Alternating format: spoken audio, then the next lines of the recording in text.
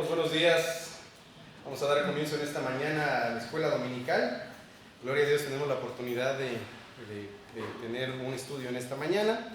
El próximo domingo nuestro hermano Jorge va a reanudar el estudio que tiene.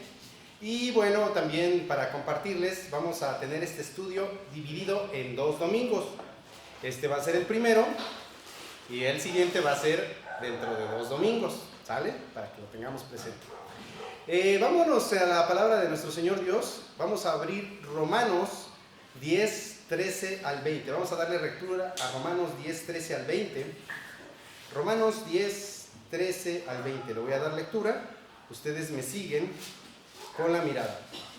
Romanos 10, 13 al 20. Dice en la palabra de Dios: porque todo aquel que invocare el nombre del Señor será salvo. ¿Cómo pues invocarán a aquel en el cual no han creído? ¿Y cómo creerán en aquel de quien no han oído? ¿Y cómo irán sin haber quien les predique? ¿Y cómo predicarán si no fueren enviados? Como está escrito: cuán hermosos son los pies de los que anuncian la paz, de los que anuncian buenas nuevas. Mas no todos obedecieron al evangelio, pues Isaías dice: Señor, ¿quién ha creído a nuestro anuncio? Así que la fe es por el oír, y el oír por la palabra de Dios. Pero digo, ¿no han oído? Antes bien, por toda la tierra ha salido la voz de ellos, y hasta los fines de la tierra sus palabras. También digo, ¿no ha conocido esto Israel?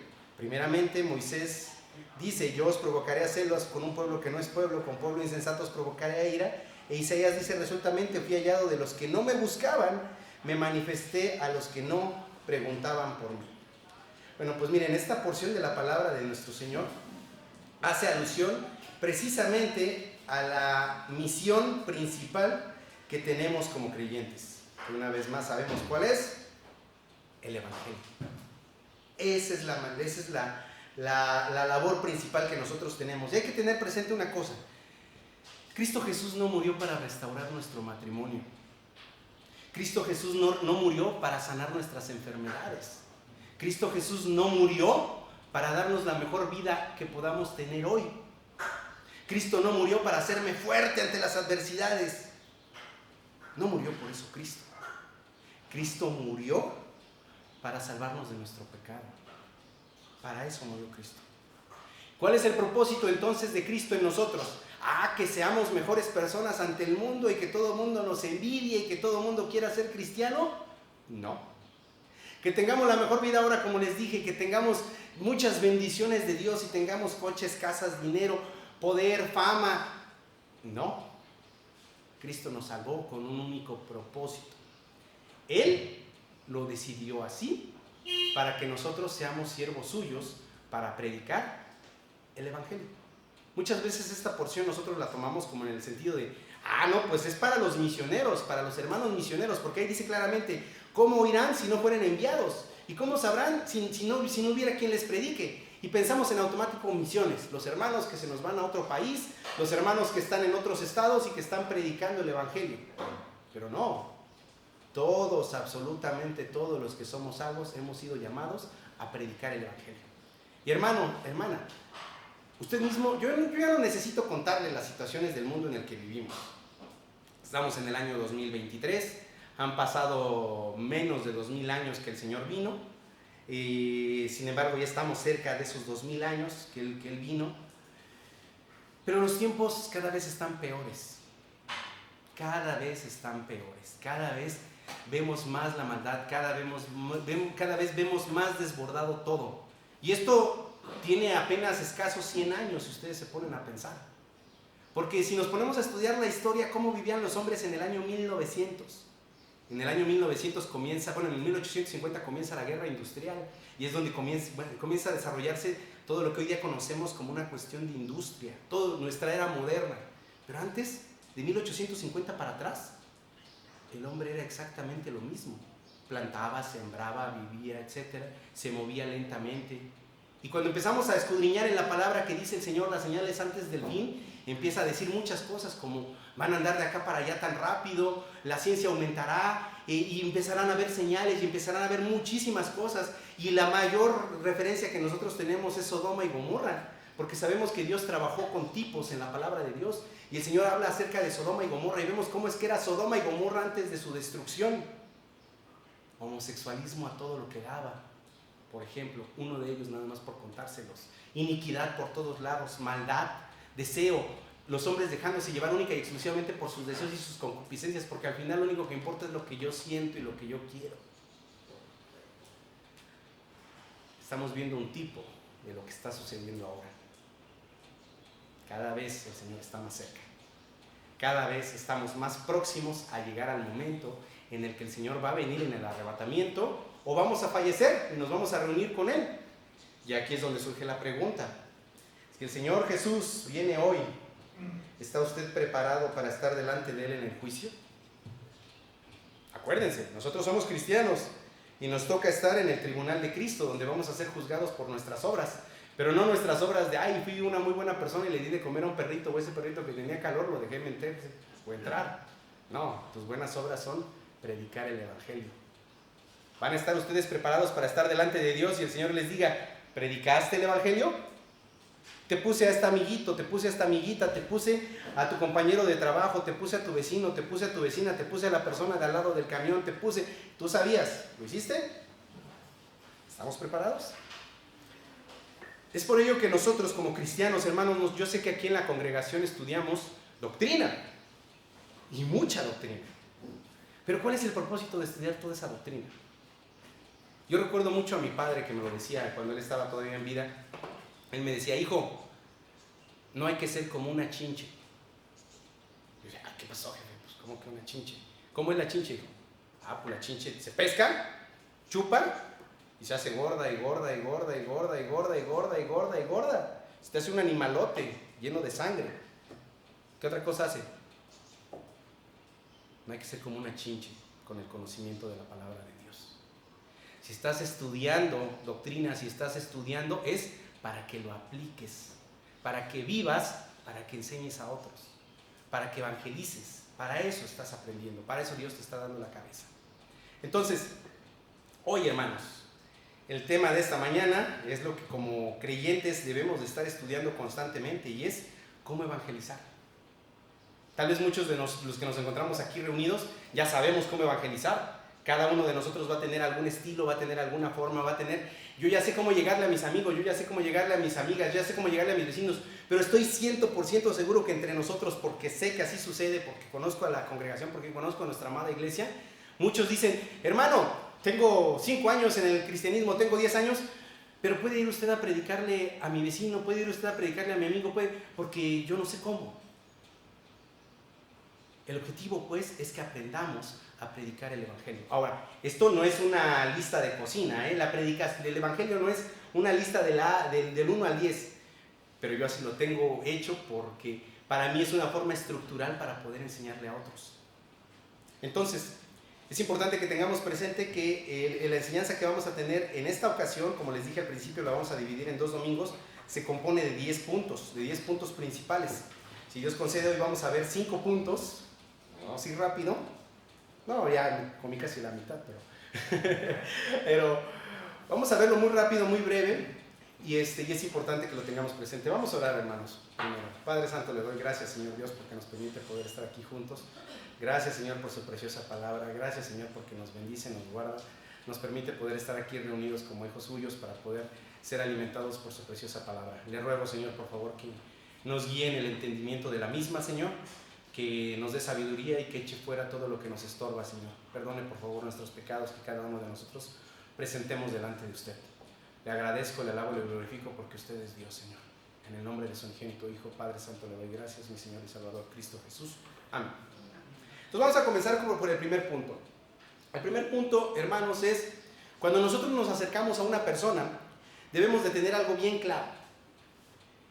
Hay varios puntos en la evangelización, pero yo pudiera destacar quizá 3 puntos principales, dentro de los cuales los 2 primeros son los fundamentales, para mí. El primero es que el hombre entienda que es malo. Que el hombre entienda que es malo. Ahora, esto es necesario para algunos, porque muchos se creen buenas personas. De hecho, la gran mayoría de la gente se cree buena persona. Si ustedes se acercan a alguien, le va a decir, ¿eres tú malo o bueno? No, pues yo soy buena persona. Sí, ¿por qué? Pues es que no le hago daño a nadie. Yo hago bien las cosas, yo no me peleo con mis vecinos. Bueno, sí, a veces, pero yo no he matado a nadie. Yo no he robado a nadie. Bueno, una vez me robé una manzana, me robé un chicle, pero yo no robé. Y así se va la gente. Entonces ustedes pueden platicar con las personas y de entrada las personas se creen moralmente buenas personas. Pero la pregunta es, el día que nosotros estemos delante de Dios en el juicio, es decir, estas personas que se encuentran en el trono blanco, la pregunta es, ¿cómo van a ser juzgadas? ¿Van a ser juzgadas basándose en su propio razonamiento o van a ser juzgados basándose en el razonamiento del juez? Definitivamente del juez, ¿no? Porque el juez es el que ha impuesto la ley y el juez es el que ha dicho, si haces esto, vas a recibir esto. El juez dice, todos los hombres son malos. No hay bueno ni aun uno. No hay quien entienda. Entonces voy a tener yo el atrevimiento de estar delante del juez y decirle, Dios, yo soy buena persona. Le voy a decir, yo no tengo pecado. ¿Qué dice en la palabra? Que todo aquel que dice que no tiene pecado hace a Dios mentiroso. Y la verdad no está en él. Entonces, primera cosa que debemos de tener presente es mostrarle a la persona que no es buena conforme a lo que Dios ha dicho en su palabra. Ahora, ¿cómo lo vamos a hacer? Eviten. Yo como siempre lo he dicho, el Evangelio de Dios nos lo ha concedido para poder predicarlo en 10 minutos, 15, o para predicarlo en toda la vida. Y no acabamos. Entonces tenemos varios versículos, pero lo fundamental es, casi siempre hay que evitar predicarlo con nuestras propias palabras. No usemos nuestras propias palabras, usemos la Biblia. ¿Y en qué medida voy a poder aprenderme la Biblia? Leyendo. ¿En qué medida voy a poder citar versículos? Leyendo, estudiando. Por ejemplo, para aún todos somos pecadores, Romanos 3:23, por cuanto todos pecaron y están destituidos de la gloria de Dios. Luego tenemos, por ejemplo, un Isaías 64:6 al 7. Un Isaías 64:6 al 7, ese sí lo quiero leer. Un Isaías 64:6 al 7, fíjense. Un Isaías 64:6 al 7. Si bien todos nosotros somos como suciedad y todas nuestras justicias como trapo de inmundicia y caímos todos nosotros como la hoja y nuestras maldades nos llevaron como viento, nadie hay que invoque tu nombre, que se despierte para apoyarse en ti, por lo cual escondiste de nosotros tu rostro y nos dejaste marchitar en poder de nuestras maldades. Este versículo específicamente, hermanos, hermanas, es precioso porque es como lo he comentado en el pasado, es la llave para poder hablarle a alguien y decirle, toda esta persona que dice, no, es que yo soy tan mala persona, yo sí soy. Tenemos este otro extremo. Primero hablé de las buenas personas, ahora tenemos las malas personas, las que dicen, yo soy tan mala persona que Dios no me puede perdonar. Dios no me puede perdonar, yo he cometido cosas imperdonables. Pero aquí Dios dice, no, hombre, todas tus justicias son como un trapo de inmundicia. ¿Qué significa esto? Esto es un aliento. ¿Por qué? Porque significa que tu peor obra es un trapo de inmundicia para Dios, pero también tu mejor obra, cuando estás sin Cristo. Entonces, si tú das de comer a los pobres, si tú cuidas un orfanatorio, si tú haces esto, ante Dios cuando tú estás sin Cristo, es un trapo de inmundicias ahora. Y si tú has asesinado, tú has mentido, tú has robado, es un trapo de inmundicia para Dios. Por tanto, estamos al mismo nivel. No hay aquella cosa como que yo sea superior a ti. No, hombre, todos estamos por los suelos, tirados. Somos malos. Primera cosa, si una persona se cree buena, hacerle ver conforme a la palabra que Dios dice que es mala. Segunda, si la persona dice, yo soy bien mala, sí, eres bien mala. Pero Dios no me puede perdonar. No te preocupes. Sí puede, porque tu mejor obra es como tu peor obra. Pero antes que todo eso, incluso es todavía previo, tenemos un tercer grupo de personas que a final de cuentas quizá no es un tercer grupo, sino más bien es el único grupo de personas. Y es que muy en el fondo el hombre sabe que es malo. Y eso es verdad. Muy en el fondo sabemos que somos malos. ¿Saben cuál es la diferencia? ¿O dónde radica la cuestión? Que no nos importa. No nos importa. Y yo les voy a preguntar, ¿tienen ustedes vecinos? ¿Saben ustedes cómo son las cosas? ¿No? Yo, por ejemplo, yo recuerdo que yo cuando crecí en la Ciudad de México con banditas punks. Todavía estaban los punks, imagínense. Se daban los punks acá su melenota, ¿no? Y recuerdo pues cómo era, ¿no? Todo el tema. Y yo también cuando crecí, pues yo andaba en el barrio, pues yo me metía al barrio y pues ahí me la pasaba con el barrio, ¿no? Y recuerdo que la mente nada más nos servía para maquinar maldad. Andábamos pensando, de ociosos, ¿y ahora qué hacemos? ¿Y ahora qué hacemos? ¿Y si vamos para acá? ¿y si vamos para allá? Y ya viene el día de compras. El día de compras nosotros lo llamábamos a un día en el que secuestrábamos camiones, nos subíamos e íbamos de compras al centro histórico a reventar vidrios y a saquear las tiendas. Y pasaba. Por eso les digo, yo vengo de otro lado. Entonces, el punto es ese.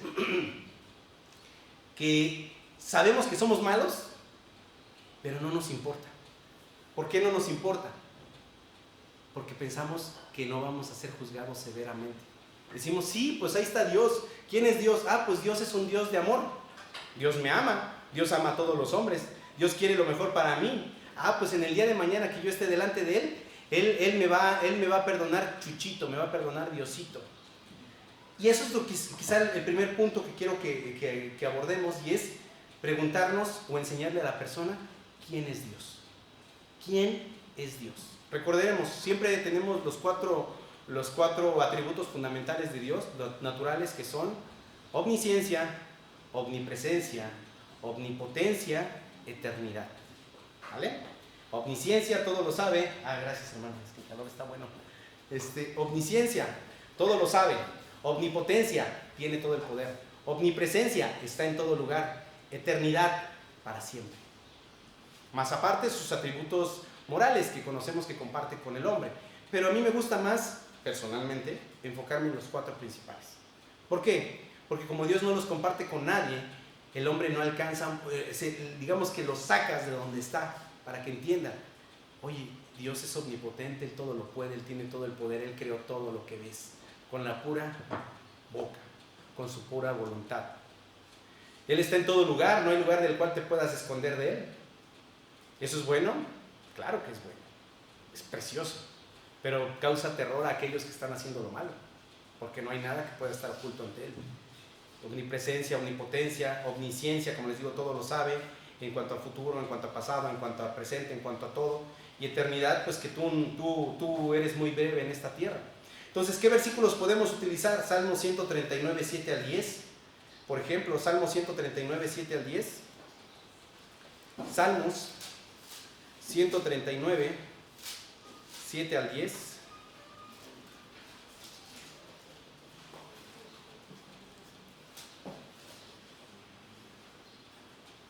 ¿A dónde me iré de tu espíritu y a dónde huiré de tu presencia? Si subiere a los cielos, allí estás tú, y si en el Seol hiciere mi estrado, aquí allí tú estás. Si tomare las alas del alba y habitar en el extremo del mar, aún allí me guiará tu mano y me asirá tu diestra.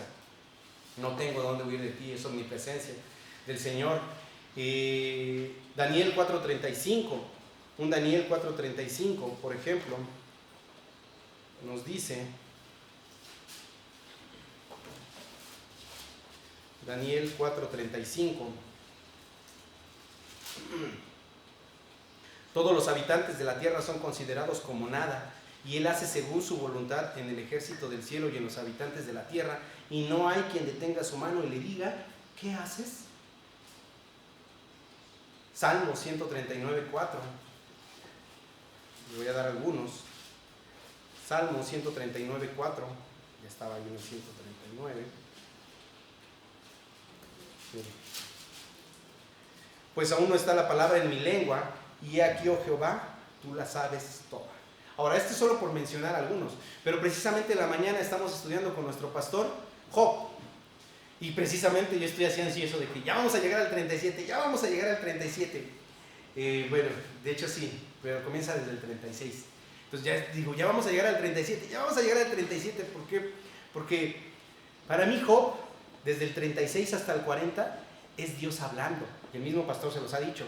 Es Dios ahora hablando claramente quién es Él. Y si alguien definitivamente sin entendimiento,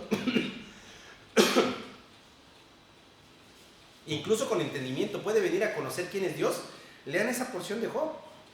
Ahí Job, el Señor está diciendo quién es Él, le inquiere al hombre, le dice, ¿y tú quién eres? ¿Y tú dónde estabas cuando yo creé esto? Cuando yo creé las Pléyades. ¿Tú dónde estabas cuando yo hice esto? ¿Tú dónde estabas cuando yo hice aquello? ¿Tú acaso has conocido las profundidades del abismo? ¿Tú sabes acaso? Habla incluso del Leviatán, habla del Behemoth, y que es el principio de los caminos de Dios, y empieza a hablar de todo, pum, pum, pum, pum. Empieza a explicar incluso Job, lo que hemos sabido, que quizá preguntaba nuestro pastor con el hermano,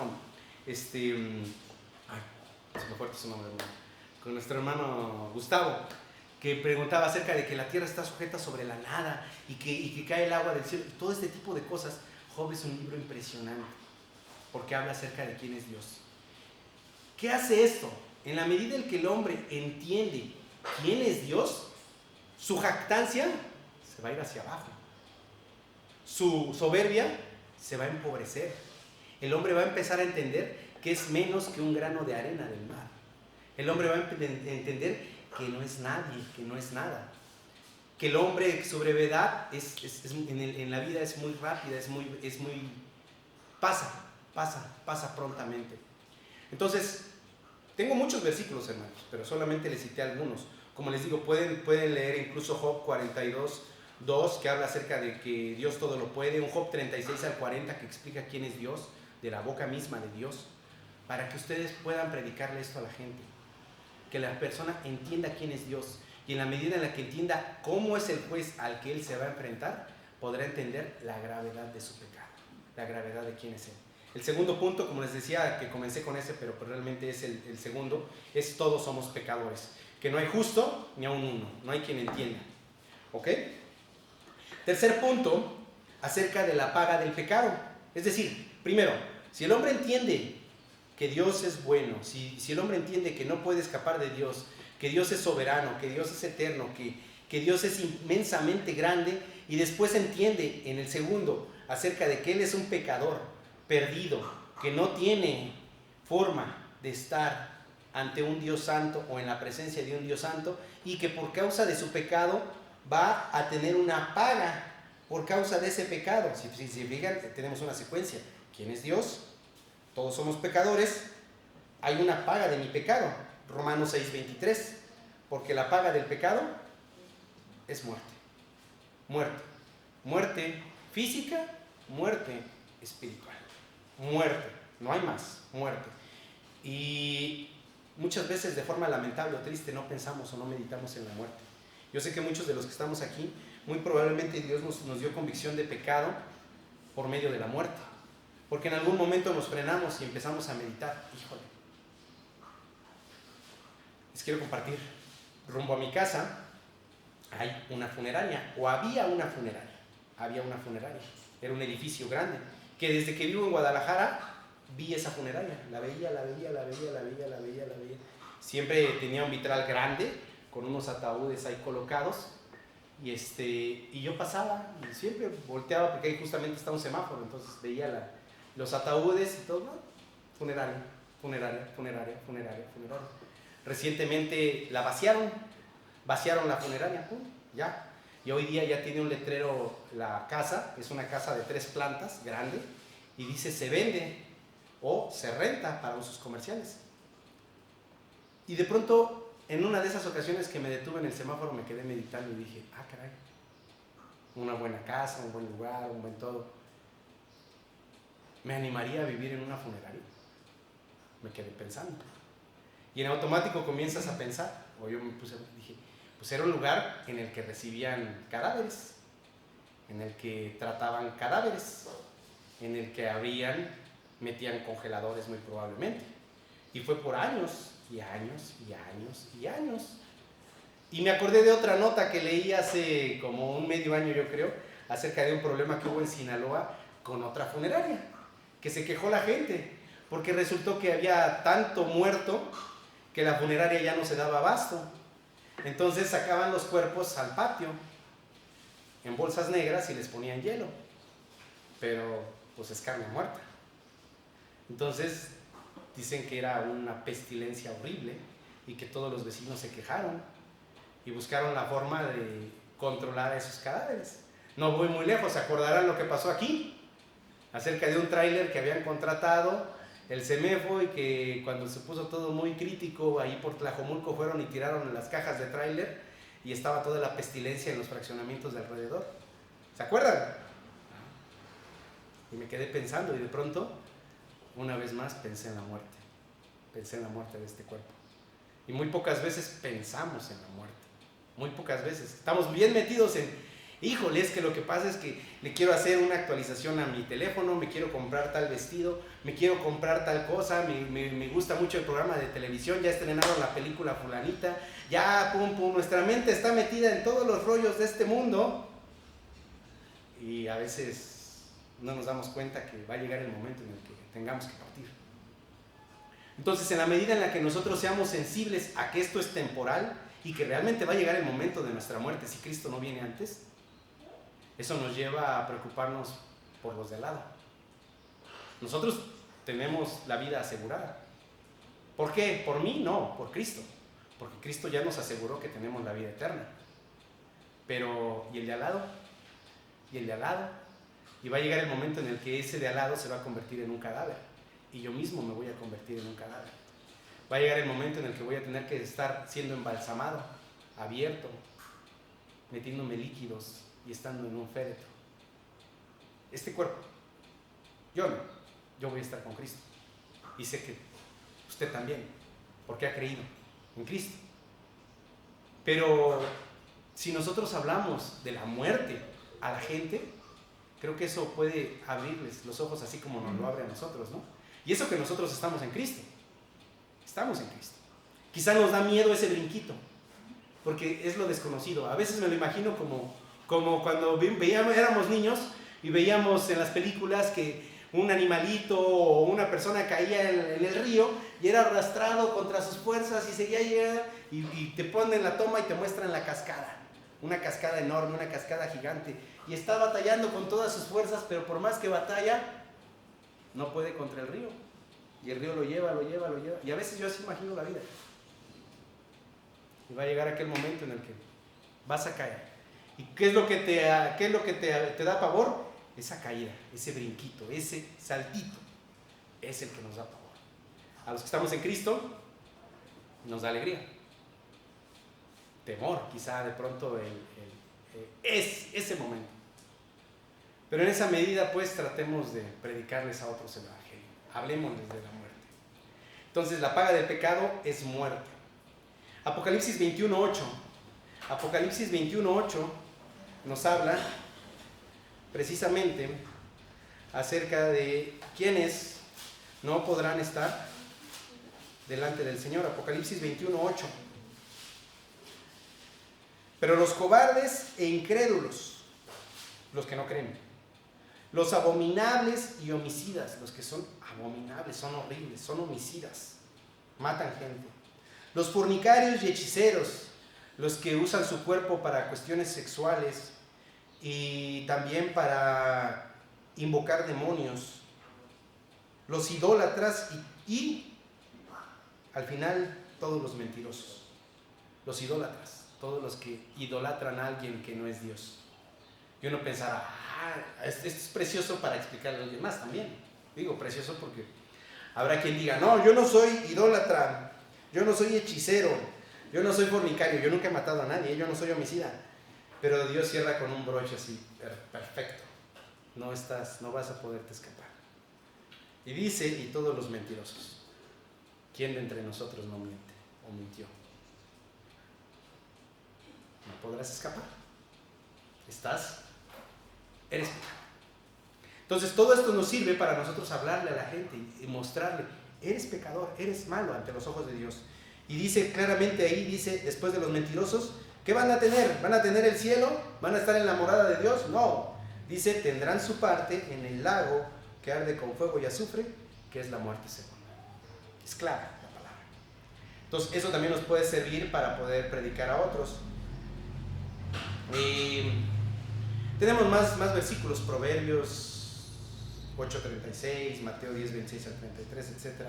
Un Romanos 1:18 al 30, porque la ira de Dios se revela desde el cielo contra toda impiedad e injusticia de los hombres que detienen con injusticia la verdad, porque lo que de Dios se conoce les es manifiesto, pues Dios se los manifestó.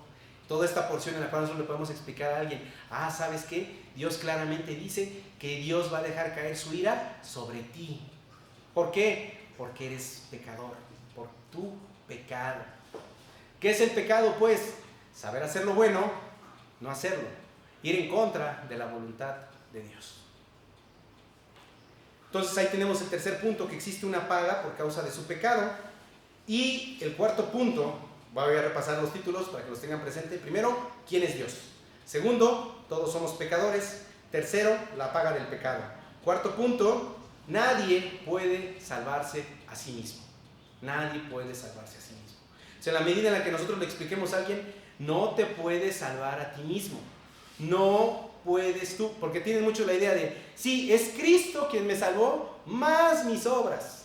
Es Cristo quien vino y murió, pero de todas formas, yo soy el que se tiene que ganar el cielo.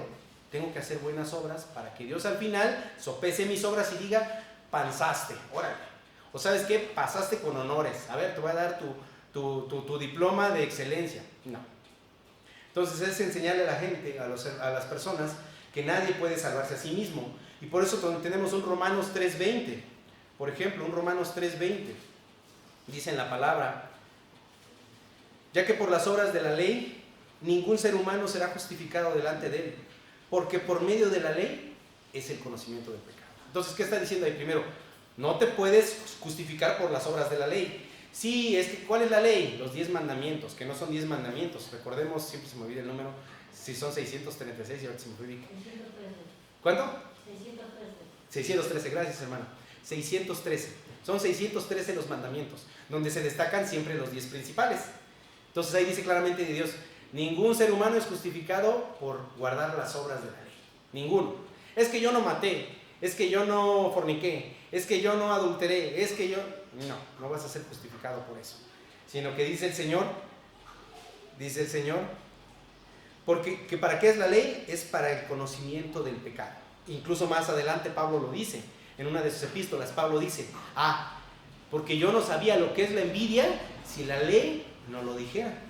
Entonces, ¿qué significa? Que el hombre puede tener discernimiento y entendimiento de que está pecando si conoce la ley. ¿Vale? Ahora, ya lo hemos tocado en el pasado, pero habrá quienes incluso digan, pero ¿cómo puede el hombre saber qué es lo bueno y qué es lo malo si jamás ha abierto la Biblia y no conoce los 10 mandamientos? Bueno, en otra porción Dios dice que Él ha grabado su ley en el corazón de los hombres, para que ellos sepan que están pecando. Razón por la cual tenemos tribus apartadas de toda civilización y tribus en las que claramente saben que comerse a su prójimo es pecado. Aún así lo hacen, que no es correcto. Aún así lo hacen. Y lo hacen deliberadamente porque es su costumbre. Saben que no se deben de meter con la mujer de su prójimo. Lo saben. Saben que deben de decir las cosas verdaderas, que no deben de mentir. Lo saben. Y si estudiamos la historia, las culturas antiguas que había sobre este territorio castigaban severamente todo ese tipo de acciones, aún sin tener la Biblia. Porque la ley es para el conocimiento del pecado. Entonces, primero, que no te puedes salvar a ti mismo por guardar las obras de la ley. Gálatas 3:10 al 11, que precisamente estamos estudiando con nuestro hermano. Sí, estamos en Gálatas, siempre me confundo. ¿Gálatas o Colosenses? Colosenses, siempre se me va. Gálatas 3:10 al 11. Gálatas 3:10 al 11. Gálatas 3:10 al 11. Porque todos los que dependen de las obras de la ley están bajo maldición, pues escrito está, maldito todo aquel que no permaneciera en todas las cosas escritas en el libro de la ley para hacerlas, y que por la ley ninguno se justifica para con Dios. Es evidente porque el justo por la fe vivirá. Entonces aquí una vez más te está diciendo el Señor, maldito todo el que depende de la ley. No puedes ser salvado por tus obras. Eres maldito, estás maldecido, eres maldito, vas a morir. Vas a recibir la ira de Dios por esta causa. Un Santiago 2:10 al 11. Santiago 2:10 al 11. Porque cualquiera que guardare toda la ley, pero ofendiere en un punto, se hace culpable de todos. Porque el que dijo, no cometerás adulterio, también ha dicho, no matarás. Ahora bien, si no cometes adulterio, pero matas, ya te has hecho transgresor de la ley. Clarísimo. Entonces, todo aquel que dice, no, es que yo no he matado nunca, yo no he fornicado, yo no he idolatrado, yo no he hecho hechicería, yo no. Pero mentiste. No, eso sí, pero era una mentira blanca, chiquita. Ya te has hecho transgresor de la ley, y el que ofende en un solo punto se hace culpable de todos. Eso es lo que Dios dice. Entonces, fíjense, ahí nosotros podemos hablarle a la persona para que entienda que no puede salvarse por sí mismo, a sí mismo. Y tengo más versículos, como les digo, pero estamos en una cuestión breve. Entonces, este es el cuarto punto. Nadie puede salvarse a sí mismo. Entonces, ¿en dónde dejamos a la persona? Fíjense. Primero le explicamos. ¿Quién es Dios? Grande, tremendo, impresionante. ¿Quién es Dios? Por todos sus atributos morales, naturales. Tú no eres como Dios. Tú eres peor que la basura, como siempre lo he dicho, porque una vez más lo voy a decir, pero la basura, por lo menos, como dice el dicho, ¿no? La basura de alguien es el tesoro de otro. Pero somos peor que basura. Ante este Dios precioso, ante este Dios santo, magnificente, eterno. ¿Quién es Él? Date cuenta. Una vez que te diste cuenta, date cuenta quién eres tú, que eres un pecador, eres pequeño, no eres nada, no eres nadie, porque es lo que es la verdad. Vas a tener una paga por causa de ese pecado, porque eres pecador, pecas porque eres pecador, y vas a tener una paga, la cual es una muerte eterna, donde no solo tu cuerpo se va a descomponer y va a podrirse y va a hacerse enterrado y se va a convertir el día de mañana en polvo, sino que tu alma va a ser atormentada por la eternidad en el infierno. Esa va a ser la paga de tu pecado. Y entiende que por más que te esfuerces, no puedes salvarte a ti mismo, no puedes. Por mejores obras que hagas, no puedes. No hay nada bueno que tú puedas hacer. Y aquí es donde surge la pregunta de toda persona a la que ustedes le pueden explicar esto. Ella va a decir, entonces, ¿cómo puedo estar delante de Dios? ¿Qué pasa? Se destruyen todos sus anhelos, se destruyen todas sus convicciones. Aquí es donde nosotros le mentiremos y le diremos, no, pero Dios te ama y todo. Podemos. Y digo mentir no significa que Dios no te ame. A lo que me refiero es de que decirle, no te preocupes, no pasa nada. Dios murió, el Señor Jesús murió por todos. No, eso es mentira. Aquí es donde nosotros podemos hablarle acerca de la predestinación. En el tema de la predestinación, tengamos presente que fue Calvino el que lo destacó, ¿no? Y siempre dicen, es que eres calvinista. No soy calvinista, soy biblista, porque la Biblia lo dice. Dice claramente Dios que vas a ser salvo no por las obras, sino por medio de Él. Que Él salva al que Él quiere. No depende del que quiere ni del que corre, sino de Dios, quien tiene misericordia. ¿Y cómo puedo ser elegido por Dios? Él te eligió a ti. Si tú estás aquí y estás en este momento con una convicción de pecado, estás con un deseo de saber quién es Jesús y has aceptado la verdad que te he dicho hasta este momento, de que vas a tener un juicio y vas a pagar por ese juicio, y es real, gloria a Dios, el Espíritu Santo está trabajando en ti. ¿Por qué? Porque dice en la palabra que el Espíritu Santo va a convencer al mundo de pecado, por cuanto todos hemos pecado, de justicia, por cuanto Cristo Jesús es el justo y está con el Padre. Es decir, si te convence de que Cristo Jesús es el Rey, es Él. Y de juicio, por cuanto Satanás ya ha sido juzgado. Significa por cuanto el juicio ya se ha efectuado y se va a efectuar en ti. Y dice claramente que por el juicio vas a morir eternamente. Entonces, si tú crees realmente que eres pecador, que Cristo Jesús es el Redentor y que vas a tener una paga por tu pecado si no crees en Cristo, el Espíritu Santo está trabajando en ti. Probablemente has sido de los predestinados. Probablemente. Pero, si se te ha hablado hasta este momento y tú, bueno, pues sí, pero ¿sabes qué? Mesero, me trae por favor, ¿sabes qué? Ya me tengo que ir porque tengo una cita. ¿Sabes qué? Luego hablamos. ¿Sabes qué? Luego me cuentas. Ay, ¿qué crees? Esposo. Ay, hoy hablé con un cuate que estaba bien loco. Y no eres predestinado. Muy probablemente. En cuanto a temas de predestinación, dice en la palabra Juan 15, 16 al 17. Juan 15, vamos a terminar ya con este punto. Juan 15, 16 al 17.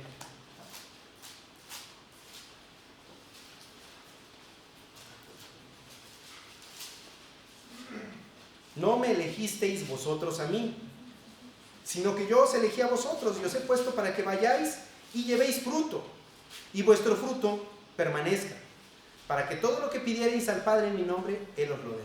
Esto os mando, que os améis unos a otros. Entonces, bueno, en esta parte hasta nos golpea a nosotros, hermanos, hasta nos golpea a nosotros. ¿Por qué? Primera cosa, él comienza diciendo en el 16, 15-16, dice, no me elegisteis vosotros a mí, sino que yo os elegí a vosotros. Primera cosa, predestinación.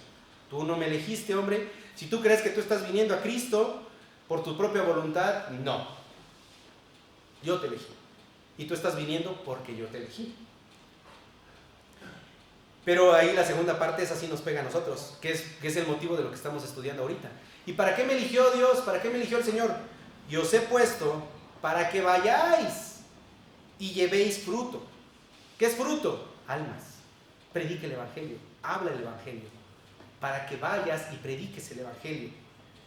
Y vuestro fruto permanezca, porque el fruto del Evangelio del que es salvo va a permanecer. Van a ser tus coronas. No lo dice claramente Pablo, dice en una porción en sus epístolas, le dice a los, creo que es a los Gálatas precisamente, les dice, ¿no sois vosotros mi corona? ¿Corona mía? Es decir, porque ustedes, yo les he predicado el Evangelio y ustedes han venido a Cristo como su Salvador. Entonces, bueno, ahí nada más era una parte, pero sin duda el Señor es el que nos ha elegido. Y el Señor nos ha elegido no por su cuenta, sino que Dios mismo es quien nos eligió. Efesios 1, 4 al 5. Efesios 1, 4 al 5. Efesios 1. ¿Dónde estás? Efesios 1, 4 al 5. Según nos escogió en Él antes de la fundación del mundo, para que fuésemos santos y sin mancha delante de Él, en amor, habiéndonos predestinado para ser adoptados hijos suyos por medio de Jesucristo, según el puro afecto de su voluntad. Entonces, una vez más, Él nos eligió antes de la fundación del mundo para que seamos santos. Como les dije, no para darnos la mejor vida ahora, lo que les dije al principio, no para sanar nuestras enfermedades, no para restaurar nuestros matrimonios, no, nos eligió para ser santos, para eso nos eligió el Señor. Y sigue diciéndonos, Romanos 9, 10 al 16, es justamente el que les había dicho hace un momento, Romanos 9, 10 al 16, les voy a leer nomás una porción, Romanos 9, 10 al 16. Y no solo esto, sino también cuando Rebeca concibió de uno de Isaac nuestro padre, pues no habían aún nacido ni habían hecho aún ni bien ni mal, para que el propósito de Dios conforme a la elección permaneciese, no por las obras, sino por el que llama. Se le dijo, el mayor servirá al menor, como está escrito, a Jacob amé, mas a Esaú aborrecí. ¿Qué pues diremos? ¿Que hay injusticia en Dios? En ninguna manera. Pues a Moisés dice, tendré misericordia del que yo tenga misericordia y me compadeceré del que yo me compadezca. Así que no depende del que quiere ni del que corre, sino de Dios que tiene misericordia. Entonces, una vez más aquí está siendo clara la palabra. Nos dice, yo te elegí no por el propósito, conforme a mi propósito, no por las obras, sino por el que llama. Yo te elegí no porque sabía que ibas a hacer buenas obras, no. Te elegí porque yo quise elegirte a ti. Lo tengo que tocar por fuerza. Juan 6, 44 al 46. Juan 6, 44 al 46. Ninguno puede venir a mí si el Padre que me envió no le trajere, y yo le resucitaré en el día postrero. Escrito está en los profetas, y serán todos enseñados por Dios. Así que todo aquel que oyó al Padre y aprendió de él, viene a mí. No que alguno haya visto al Padre, sino aquel que vino de Dios, éste ha visto al Padre. En esta porción lo que está diciendo el Señor Jesús es, nadie puede creer en mí, en Cristo Jesús, a menos que el Padre lo haya traído para que crea en mí. Es lo que le está diciendo claramente. Y que todos vamos a ser enseñados por Dios, porque quien lo está trayendo es el Espíritu Santo, es el que nos está convenciendo. Entonces, hermanos, hermanas, vamos a dejar esta parte hasta aquí. 5 puntos que espero tengan presentes. Primero, ¿quién es Dios? Hablarle hacia la persona. Recordemos, la gente, muchos saben que son malos, el tema es que no les importa. Entonces, que entiendan quién es Dios. El segundo, si él se cree buena persona, enseñarle que Dios dice, no, todos somos pecadores. E incluso si se cree mala persona, enseñarle que hay esperanza para él. Porque a final de cuentas, Dios es el que hizo. Dios es el que eligió. Dios es el que decide, no nosotros. Que por nuestras obras, que por causa de nuestro pecado hay una paga, la paga del pecado, el tercer punto. Y que esa paga de pecado es muerte eterna. Muerte física, muerte eterna. Cuarto, que no puedo salvarme a mí mismo por las obras que yo haga. No puedo, por más que yo me esfuerce, no puedo. Y 5, que la única forma de ser salvo es mediante la predestinación, mediante la elección de Dios. ¿Vale?